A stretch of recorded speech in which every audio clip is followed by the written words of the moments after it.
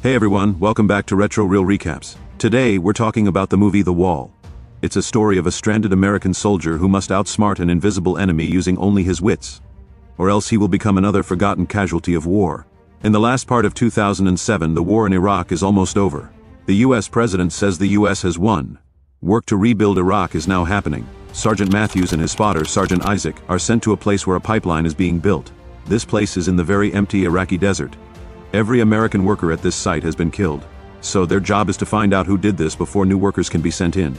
The two soldiers hide behind some bushes and rocks. They watch the location under the very hot sun. They wait for 20 hours, but nothing happens. Matthew starts to lose patience. He starts to think there are no Iraqi soldiers here anymore. Looking at the dead bodies spread around, he thinks the site was hit by an attack team that has already left. Isaac says there are no tracks or signs of a large group moving here.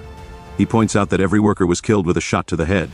He says this might be the work of a famous and very skilled Iraqi sniper called Juba. But Matthews thinks it is not possible for one person to kill so many people in under 30 seconds. Finally, Matthews has waited long enough. He decides to go down to the site to look around more closely. Isaac tries to tell him not to go, but Matthews stands up anyway. Matthews tells Isaac to watch over him, and he starts walking down. Isaac tries to stop him again. He says the scope on his rifle is getting blurry and hard to see through, but Matthews is set on going now. He jokes with Isaac, asking why he did not change the scope earlier. Isaac feels his scope is very special and brings him luck. It once belonged to a friend and fellow soldier who died. Still, Isaac starts to cover Matthews as he moves down the hill. The space between Matthews and Isaac gets bigger. They talk to each other using their radios. When Matthews reaches the work site, he checks each body looking for information. He starts to think Isaac might be right, that one sniper killed all these people. Matthews tells Isaac over the radio that every person was killed by a perfect shot to the head. This makes both soldiers feel afraid. Isaac warns Matthews that the enemy sniper might still be nearby. He tells Matthews to come back right away. But Matthews walks to the center of the site. He is trying to guess which direction the shots came from. Isaac keeps begging him over the radio to come back. All at once, Matthews falls to the ground. He feels a terrible pain in his stomach. Isaac is stunned. Matthews yells that he has been shot. Isaac breathes fast and hard, but he is determined to save his friend. Without stopping to think, Isaac runs down the hill to help Matthews. Matthews keeps shouting for Isaac to stop, but Isaac does not listen. Isaac runs in a twisting path, trying to dodge any bullets. But just as he is almost at Matthews' side, he is shot in the leg. Isaac has to find a safe place to hide right away. Just then another bullet flies past him, very close. Isaac grabs his gear and has to run away from Matthews to save himself. He finds cover behind a wall that is broken and falling apart. Matthews is hurt badly but still awake. He calls to Isaac on the radio and tells him to contact their base and ask for help. But first, Isaac looks at his leg. The wound is very bad. He takes his belt and ties it tightly around his leg to try and stop the bleeding. Next, he picks up his radio bag to call the base. He finds out he cannot get a signal. The second bullet from the enemy sniper, the one that missed him, hit the antenna on his long-range radio and broke it. Matthews contacts him again over the radio. He asks Isaac to find where the sniper is so he can try to shoot back, but Isaac shouts back at Matthews. He warns him that if he moves, the enemy sniper will see it and shoot him again. Isaac orders Matthews to stay completely still. Even with the broken antenna, Isaac tries again and again to call the base for help. It does not work. He moves to a different part of the broken wall to try and see Matthews. Then Isaac starts using his knife to dig a small hole in the wall. He wants to put his rifle scope through the hole to look for the sniper. While he is making the hole, some loose rocks fall and cut his hand. He does not stop. He finally puts the scope through the wall to search for where the shots are coming from. While Isaac is doing this, Matthews tries to reach his own rifle. But before he can get to it, he loses consciousness. He has lost too much blood. After setting up the scope, Isaac moves over to check on Matthews. He calls out his name. Isaac does not want to die like his friend. He takes a knife blade and uses it to dig the bullet out of his own leg. This causes him terrible pain. After he gets the bullet out, he wraps the wound. But going through all that pain is too much for him. He also passes out from the shock. Sometime later, a strange sound in his earpiece wakes Isaac up. It turns out to be an officer speaking to him, supposedly from their base. Isaac quickly starts explaining their dangerous situation and begging for medical help. But he starts to feel something is wrong. The officer asks him many strange questions. Most of all, the officer tells Isaac he must either give his exact location or stand up and fire his gun into the air. The officer says this is so helicopters can drop the supplies in the right spot. Isaac says this is not the normal way things are done, and it would make him an easy target. When he listens more carefully to the man's voice, He notices the man's accent does not sound American. Isaac suddenly understands the person on the radio is not one of his own soldiers from the base. Isaac starts asking different questions to figure out who he is really talking to. Isaac does not believe the lies and tells the man he knows it is a trick. All of a sudden, the person on the radio changes the way he talks, dropping the fake accent. Isaac is shocked by what he just heard. The man on the radio is Juba, the sniper. He has broken into their radio channel to trick Isaac. Isaac cannot believe what is happening and is filled with shock. But Juba does not end the call. Instead, he starts asking Isaac questions. He says he wants to learn about Isaac, and also wants to tell Isaac about himself. Isaac tries his radio again, but it is still broken and will not work. Juba keeps asking his simple, silly questions when Isaac will not talk to him.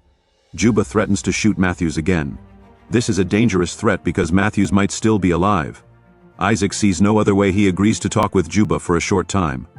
Isaac tells Juba to speak first and explain who he is. While Juba talks, Isaac starts drawing a map of the area in the sand. He is trying to figure out the path of the bullets to find where Juba is hiding. Juba says he is just a normal person from Iraq who wants to protect his country. He asks Isaac to tell him about his family. Isaac says that is too private. Then Isaac makes fun of Juba's ideas. He says the people Juba is killing were here to help build up the country. They were bringing schools, pipelines, and other things to help the local economy grow. This makes Juba laugh. He argues that all the money made from these projects will just go back to America. As more time goes by, Juba keeps asking questions. Isaac still refuses to share any personal information about himself. Because of this, Juba threatens to shoot Matthews again. But Isaac does not think he will do it. To show he is serious, Juba tells Isaac the name of the soldier who owned the scope before him. He says that man is also dead. He even repeats a private conversation Isaac and Matthews had earlier. This proves Juba has been listening to them talk since they first arrived at the site. Isaac is shocked once more. Isaac starts talking with Juba again, but Isaac really needs to contact his base. Looking through his scope, Isaac sees that one of the dead soldiers has a radio on him. Isaac makes a plan to get that radio. He pulls himself to the edge of the broken wall. But even using a piece of wood to reach for it, he cannot get the radio without showing himself to the sniper. Next, Isaac tries to drink water from his bottle. He finds it is empty because there is a hole in it. Juba confirms over the radio that he made the hole on purpose. Juba also says he did not miss any of his shots.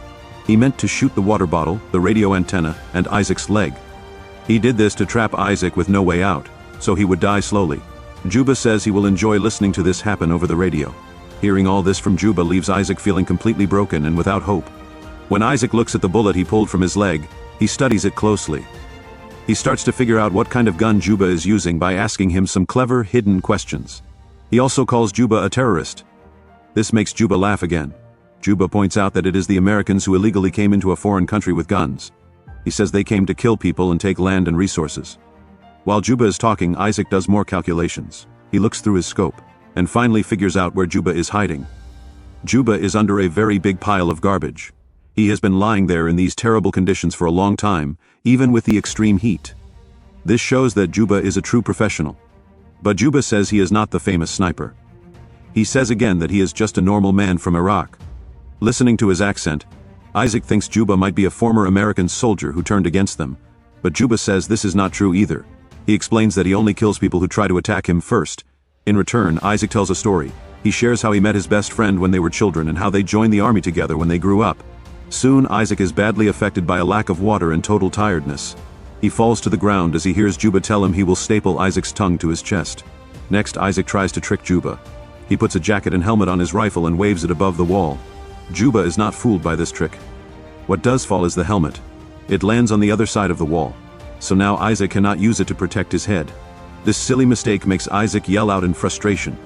More time goes by and Isaac becomes so desperate he decides to take a big chance. He runs out to a dead body lying on the ground. He grabs the soldier's bag and radio and runs back to the wall, dodging all the bullets Juba fires at him. Inside the bag, Isaac finds water and some candy, which he eats and drinks right away. But sadly, this radio is also broken and does not work. Juba punishes him for taking this risk by shooting at the wall. The bullets badly damage Isaac's rifle scope. Suddenly, Isaac hears a noise in his earpiece. He realizes it is Matthews, who is still alive. Isaac shouts the sniper's location to him. Matthews immediately takes a piece of metal to use as a mirror to look at the pile of garbage. While Matthews moves very slowly to reach his rifle, Isaac keeps Juba busy by talking about small things. During their talk, Isaac learns that Juba used to be a teacher in Baghdad. When his students were killed during an American attack, he decided to get revenge.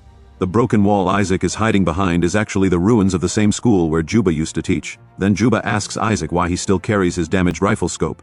Since Isaac will not answer, Juba threatens to shoot Matthews again.